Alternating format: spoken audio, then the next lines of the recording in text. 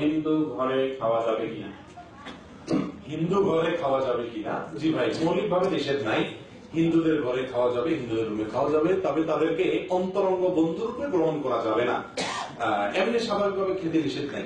তবে হ্যাঁ, তাদের খাবারে নিষেধাজ্ঞা হবে যখন যদি তাদের খাবারের ভিতরে কোনো হারামের মিশ্রণ আছে আমি জানতে পারি।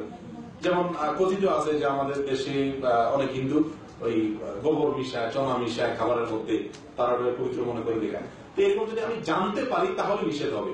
নিষেধ সন্দেহের কারণে আমার যদি জানা থাকে না এই হিন্দু এরকম করে না, অথবা জিজ্ঞেস করছে সে বলছে করে না, তাহলে খেতে অসুবিধা নাই। নবী সাল্লাল্লাহু আলাইহি সাল্লাম ইহুদিদের বাসায় খানা খেয়েছেন, অমুসলিমদের দাওয়াত তিনি কবুল করেছেন, তাদের বাসায় খেয়েছেন, এটা হাদিস দ্বারা প্রমাণিত আছে। অতএব মৌলিকভাবে খাওয়াতে দোষের কিছু নাই ইনশাআল্লাহ। তবে ওই এক নম্বর হলো নাপাক আছে কিনা খাবার, এটা নিশ্চিত হওয়া দরকার।